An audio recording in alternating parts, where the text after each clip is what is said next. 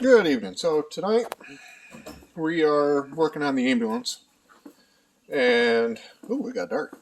If you paid attention, maybe I mentioned, maybe I didn't.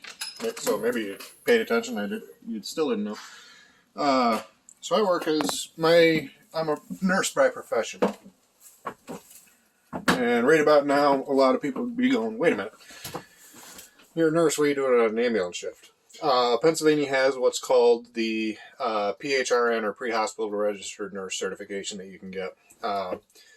Basically, what it entails, you have to challenge paramedic written and practical tests. The National Registry paramedic written and practical tests. So you have to know how to intubate, how to do cricothyrotomies, intraosseous, obtain it first of all, and then maintain it and everything.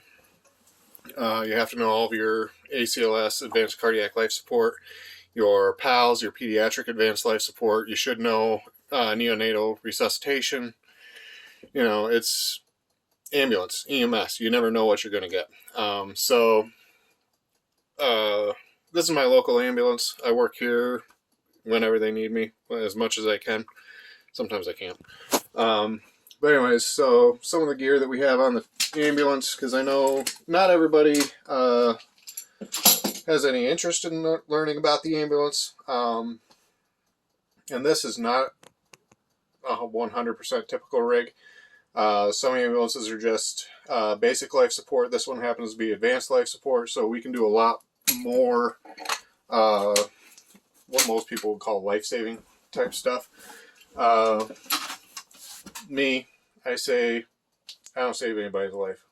I just don't, because I've never met the person that made it out of life alive yet. So eventually everybody's going to die. I just prolong life as much as I'm able to. Takes a little bit of learning to do. And for people that want to get into flight nursing, which is the job I have, the other job I have that pays the bills, and lets me play around on the farm a little bit, I encourage you. First of all, get you the certifications that you need. Flight nursing, most of the time, they want you to have your CFRN, your certified flight nurse. That is the absolute hardest test I've ever taken. I've got multiple advanced certifications of certified trauma nurse and certified emergency nurse, stuff like that. Like I said, I got the Pennsylvania State certification for PHRN. But anyways, we're just going to show a few of the supplies that we have on here. So this monster of a bag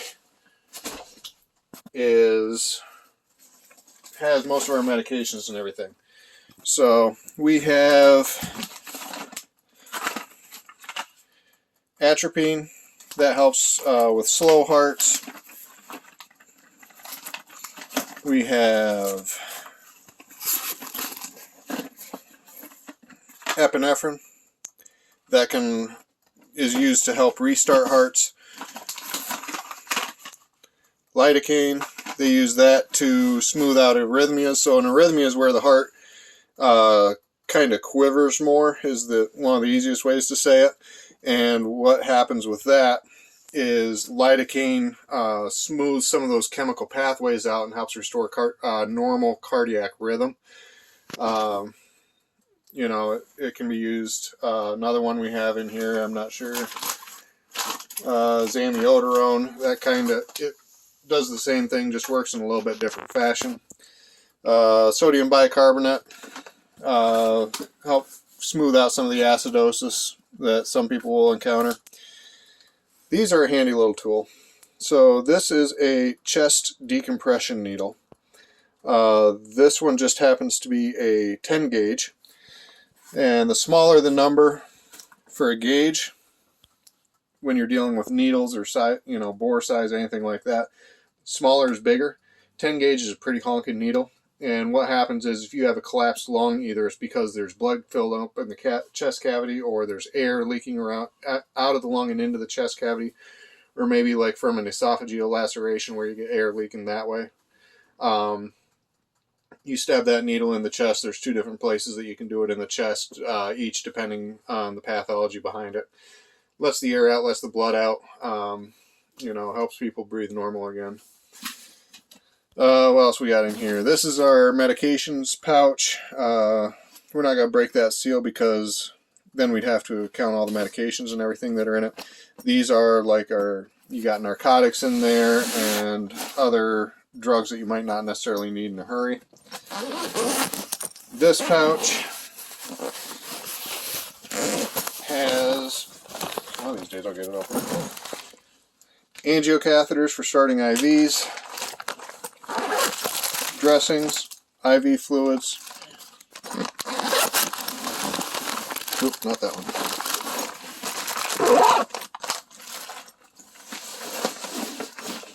In the big pouch in the back that you can't really see right now, that's the lid, and that will have our tracheostomy kit in there. And for those that don't know, a tracheostomy is where you have to cut into the trachea. I shouldn't be called a tracheostomy kit, because if you're doing a tracheostomy, then unfortunately you're not doing it right, because legally a tracheostomy has to be done by a physician in a certain setting, and is illegal for everybody else to do. So you have to do a cricothyrotomy, which is what that kit actually is. And what you do with a cric is you find the Adam's apple, and there's a notch in there. That's where your cricothyroid membrane is, and that's what you're going to cut into, either with a needle or a scalpel. You stick the airway down in there, and that's for can't intubate, can't ventilate situations. So you got, a large food bolus or any other big mass in the neck that you cannot provide ventilations, usually with a bag valve mask, or you can't. So that's the ventilate. And then if you can't intubate, which is stick the breathing tube down the person's throat and into their windpipe, you can't do that either. Then if the person's not breathing, they're going to die. You're really only got about 3 minutes, and then you start to die. So if you're working in the emergency setting and you don't practice that regularly, shame on you. It's not that hard to come up with practice scenarios or materials to do it. Easiest way, go down to the local butcher, and by butcher I mean like big meat processor, and just ask them, hey, can I get some scrap pig tracheas? They don't do anything with them except throw them out. They're more than happy to give you a couple. Get 2 or 3 of them, or if you got some friends that want to learn it. I think the best way to actually master materials is teach someone else. So teach your friends how to do a trach, stuff like that. That way you get better at it. They can learn something cool, get to play around with some cool techniques and everything. You never know who's going to need it, when you're going to need it. So this pouch right here has a bag valve mask. This front pouch has needles, syringes, start kits, stuff like that. The next one will have actual syringes,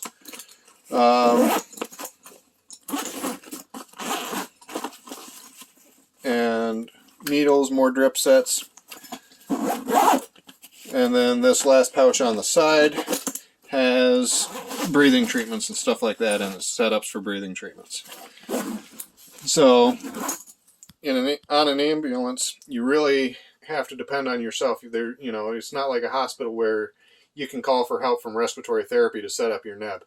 When the ambulance is called, you have to do it yourself, which can be good or bad. Depends on how much you've practiced. And by practice, I mean actual practice, not practicing medicine, which, depending on your legal standpoint, you can either ignore that comment, or, because it really is practice. Every time you do it, you learn something else and you get better at it. On this truck, this service really likes the life pack monitors. So this is a life pack. It is a brick to carry. That's why most HEMS, helicopter EMS services don't use them. Because because it is heavy and it takes up a lot of room. And, you know, the ambulance is kind of cramped to begin with, but then you get into hems and it's even more cramped. So the Life Pack, this is a Life Pack 15. We can do blood pressure monitoring with it. We can do cardiac monitoring with it. We can take an EKG. We can transmit EKGs, monitor pulse ox, monitor carbon monoxide. We can externally pace a patient. We can defibrillate a patient. We can use it to analyze our CPR. We can use it to cardiovert a patient. So there's cardiovert and defibrillator, two pretty different things. With cardioversion, the heart rate is regular, but the heart is not beating in such a fashion that it will shove blood to the rest of the body. So that'll kill you pretty quickly. And with defibrillation, what it does, so cardioversion, you're timing that shock to the rhythm of the heart. And the purpose for that is you don't want to shock at a low point in the heart and cause it to quiver, which, you know, so if you think your heart usually squeezes at the top and that forces blood into the lower part, and then the top part relaxes while the bottom part squeezes, and the bottom part squeezing is what shoves blood out to the rest of the body. With a cardiac dysrhythmia like ventricular tachycardia, or you know, what happens is the whole heart is squeezing at the same time, so there's not a whole lot of blood getting forced out, right? So it's still regular, and what happens is with cardioversion, it shocks at the opportune time so that it will restore that normal heartbeat, and, you know, Lord willing, that's what happens. With fibrillations, what happened is the whole heart's just kind of quivering, either, you know, or, yeah, we'll say the whole heart's quivering. Usually the worst is when just the bottom is quivering. With defibrillation, there's no good way of timing it because it might be, you know, one of these deals. So defibrillation depolarizes the entire heart at one time, lets it relax all at one time, and hopefully it takes over that normal beat. And this monitor can do that. The HEM services that I work for, they both use the Zoll X series. That has a couple more capabilities. It's a lot smaller, a lot lighter, so it makes it a lot better for flight work. And then we have our first in bags. So this one has a bottle of oxygen, also has some nasal cannulas and simple masks and non-rebreathers. This bag has what we would need quickly just for, this is a BLS bag. So pulse oximeter, stethoscope, we have some quick clot in here, we have some cat tourniquets, glucose testing supplies, pen light so you can check that stuff, Insta-glucose for people that have are able to follow commands and not choke when you squirt that in their mouth, and some bandaging supplies. That cabinet is most of our bandaging stuff, goggles, personal protective equipment. We have an IV sleeve in here with extra angiocaths and saline solution, irrigation fluids, you know, hot packs and cold packs, burn sheet. Down there we have our portable suction. We have more airway stuff up there. There we have a drug guide. That cabinet, let's see if I can narrow this up a little bit. There we go. That's a little bit better. So this is looking towards the front of the ambulance. That cabinet will have our CPAP and our Pediamate for smaller children. Also extra stretcher stuff that has cervical collars. That's where our fire extinguisher is located in this truck. One of the big things you want to make sure of is you want to be able to dispose of your sharps in a safe and appropriate manner. And we also generate a lot of garbage, especially me. So trash can, which obviously I need to take care of that. clipboard to keep all of our patient paperwork safe and confidential. Biohazard bags. We can also, when we start an IV, we can draw some lab samples a lot of times. Living out super rural like we do, then a lot of times the specimen will actually hemolyze before we get to the hospital, so we don't use it a whole lot, but it's something that's handy to have. We also keep an extra quick reach IV sleeve here. And then behind me we have gloves, and you always need extra blankets.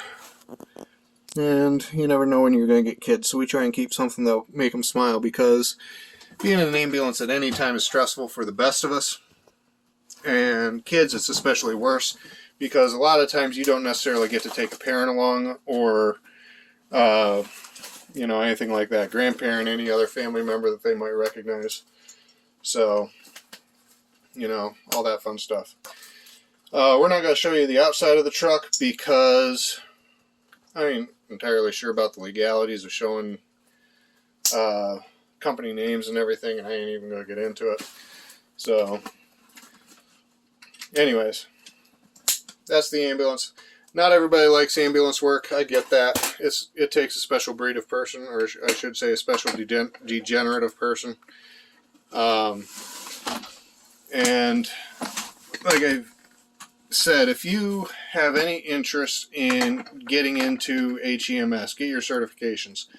But more importantly, if you're a nurse and you've never done any kind of out-of-hospital work, join your local ambulance service. First of all, we need it. I'm down here because there's not enough help. You know, there's many times I've pulled 72, 96 plus hour weeks just because there's not the help. You know, pulling overtime at the flight service, and then coming here to the ambulance and pulling time here. Volunteerism in the United States for EMS, I think they said since 1970, has declined 70%. So half the volunteers that we had in 1970, 3/4 of the volunteers that we had in 1970 are no longer, we don't have those numbers anymore. Part of that's because of paid services, you know, like this one. Part of it's just that people's lives are overly hectic. In EMS, you never know when anything's going to happen. Today I showed up, and we almost immediately got tapped out for a call. I've gone entire shifts without getting a call. You just never know. You know, so... But working out of the hospital like this, you really learn to depend on no one except yourself. The person that might be jumping in the ambulance with you may only be a high school graduate and just hasn't had the opportunity to learn some of the stuff that they're going to need to know to succeed in this field. It also teaches you a lot better what capabilities are for not only the local ambulance services that you might be calling to transport patients, but also you know, what different tools do, what's good about them, what's not good about them, stuff like that. So that when you are thinking about joining any kind of a service, you can make an educated, informed decision about, okay, these are the supplies they're using. I haven't had good luck with those supplies in the past. Maybe it's because of my inexperience with those supplies, but maybe they're just a cheap company that is going to cut corners elsewhere too. You know, it helps with that stuff. But HEMS, in the hospital, there's always somebody you can call for help. Even if it's a super busy shift, there's somebody that's going to help with other people. In the ambulance, and especially in HEMS, there is nobody. Ground ambulance, you can always call for the helicopter. You're going to be dropping that patient off, you know, somewhere else. In the helicopter, it is literally just you and your partner. And there is nobody else that you can call. Thankfully, in the helicopter, you're both experienced, and you know, you don't get into HEMS without previous experience. So for me, I had to have 3 years either emergency or intensive care experience. I did that, but I had 5 years actually for nursing experience. But then I also had 3 years of running the ambulance. You know, so I was fairly well off going in. But, you know, working out in this environment, you never know what's going to come through. And in HEMS, you can't call up anybody higher. They're not going to come to you. You have to go to them, and you have to manage that patient that whole time until you get to them. And you really learn how to depend on your partner. You learn your own capabilities. You learn your tools at a whole new level. Like I said, I worked on this for 3 years before I joined HEMS, and I didn't know what I didn't know when I was getting into HEMS. That takes me to a whole new level. But anyways, that's what the Boo Boo Bus looks like on the inside. Other services have different setups, but you can debate pros, cons, whatever. That's just ours. That's the way the powers that be decided they wanted it. I don't have a problem with it because I'm only here once in a while. So questions, comments, concerns, complaints, feel free to let me know.